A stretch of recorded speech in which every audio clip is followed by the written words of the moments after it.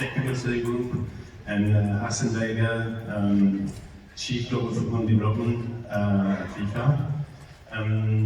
So the idea today will be that our two experts will give you a general review of the World Cup so far, and have a deeper look at the two finalists before the big game tomorrow. And then after that, and as well see who could be finally taking the trophy on Sunday afternoon. And overall, I believe that it is very interesting and as well very promising. Yeah, welcome everybody from my end as well. Obviously, we are now getting to the end of the tournament, and for us from the Technical Study Group, it has been an amazing experience the last 3.5 weeks, and very intense. We shared basically 2 coaching staffs with the data experts in the stadiums into 2 groups, and watched each group basically already 31 matches each. Now we have 2 more to go. So especially the group phase for us coaches was not so easy, because we covered 2 games a day, as you all did as well. It's been... And Argentina are 2 teams who learn quickly, they learn faster. And because Argentina was in a very difficult position after the first game. It's never easy to go in the final when you lose the first game of the tournament, and we managed. That means they are mentally solid, and as well that their coach found quickly the right balance in the team in the second game. We can go a little bit now on the preparation of Sunday's final. Jürgen, you have seen many games of France and Argentina. Yeah, I mean, obviously we have 2 teams now that both are similar in approach. You know, they don't shy off to leave the opponent basically a bit more possession. They react tremendously well to what happens in front of them, and then they counter-break with an explosive speed, because they have the individual player quality. So now it's all down in this final really about quality like you get from Mbappé, for Dembélé, from Klinsmann on one side, obviously, and Messi, and a fantastic young kid with Alvarez that has grown into this tournament and scored already 4 goals that probably a lot of us wouldn't have named him in the starting 11 when you have a Di Maria or Lautaro Martinez sitting on the bench. So it's a final that is fascinating for us coaches to anticipate, because we are wondering, you know, who comes out first to take more risk. You know, maybe in the beginning they will be neutralizing each other in the middle block, in the midfield area, and nobody wants to kind of go too high up the field. So it would all help us, I think, from a fan perspective, to see an early goal, however this goal will happen, to open up the game and make it a more eye-to-eye game than hopefully exciting. You can see on the formations of Argentina that they switched here and there, obviously with the basic lineup, but it never changed really the approach of how they executed then the game. No matter if they're coming out in a 4-4-2 or in a 4-2-3-1 or in a 4-3-3, they always had their principles set basically to defend very compact. I mean, in Argentina's case, obviously they gave freedom to Messi, you know, and then the center forward in most of the cases Alvarez had to do the defensive work. So they come up with almost like a 4-5-1, leave Messi and let him breathe for the special moments. And that's what we expect also tomorrow in that game, because the brilliance of Messi is just the difference maker. If you have a player like him, then you put all your cards into his pocket. That is just normal. Yes, Argentina had not the possibility to rest the players in game number 3, because they lost game number 1. It might have an impact on the final game. On the other side, they have 1 more day rest before the final, because we played 1 day earlier. And of course, like you mentioned just now, 2 players are under pressure to deliver the final and the special thing in the final, that is Mbappé on the French side and Messi, certainly more than ever, to deliver something special for Argentina. But in both teams you have as well, shows as well what a tournament can be. Two very influential, two very important players in both sides have been Giroud, who was not expected to be there at the start of the tournament, and the other side, Alvarez, who as well made his position and during the tournament. And both of them have been very, very influential and certainly will have an important part to play, but themselves maybe did not expect at the start of the competition to play in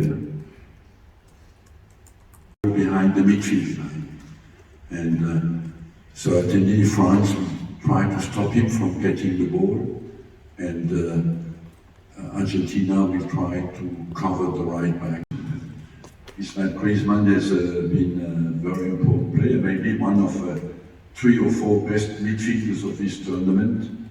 And McAllister, I know him well because he plays in England, has been as well very important, but I would say as well, Enzo Fernandez has been absolutely tremendous in the Argentinian team.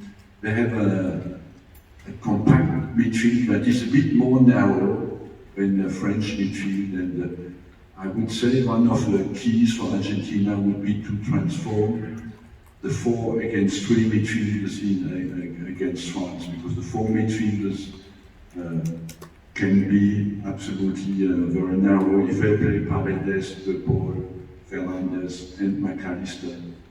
In Qatar, you can definitely say it's been a wonderful World Cup. I think it's been a huge success on the field and off the field. I mean, we all have very many moments during the day with people here, with the atmosphere, obviously the vicinity of the stadiums, the organization itself. So from an experience point of view, it's a wonderful World Cup. I think every time you are at a World Cup, you think it's the best. No matter if it was 30 years ago or 40 years ago. So I leave that up to other people. For me, I enjoyed every single World Cup. I enjoyed 4 years ago the World Cup in Russia. It was a wonderful World Cup, even if our German side went home early. Now our German side went home early again. Was that fun? No. But that has nothing to do now with the overall event and the politeness and the friendliness of everybody here in this country. So it's been a wonderful experience, and we witnessed then tomorrow an amazing final between 2 teams that they deserve to be in that final. They played very, very good football. They have a different story within the tournament. Obviously, France could allow themselves to have their B players maybe play the 3rd group stage because they already qualified for the knockout phase. And Argentina had to digest a shock with Saudi Arabia, which was one of the big surprises of this World Cup. And obviously then with this phenomenon, Messi, that I think most of us are in a certain way Messi fans, no matter what. I said it one day, I said, we are all Messis because we want this kid so badly to win the World Cup and become like at one level, being seen in his home country with Diego Armando Maradona, who I played against many times.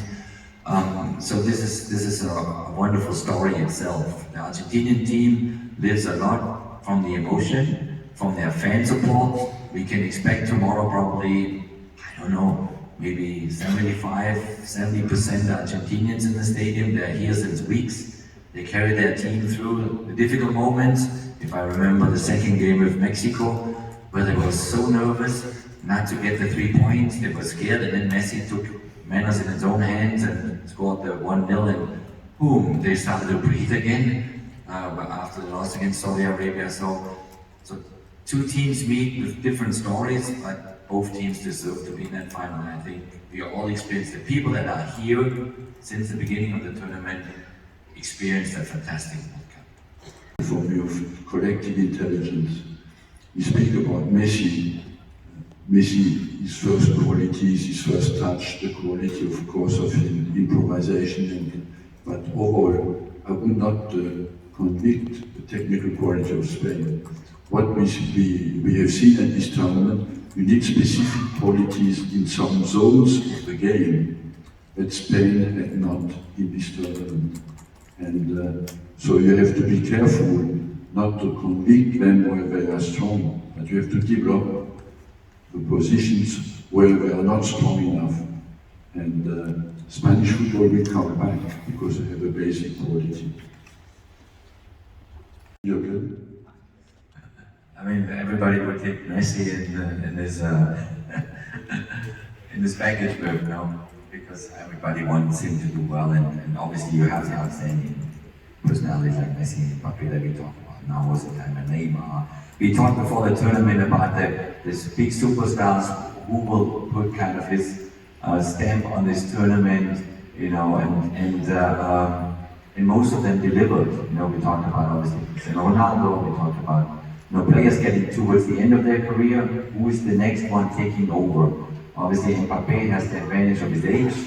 Messi and Ronaldo, we all know, might be the last tournament. We don't hope so, but it could be the case.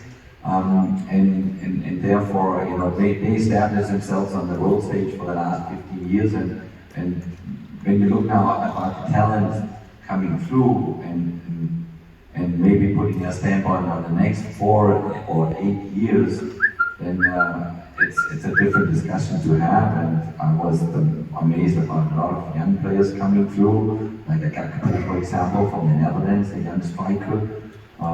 Or even if Germany,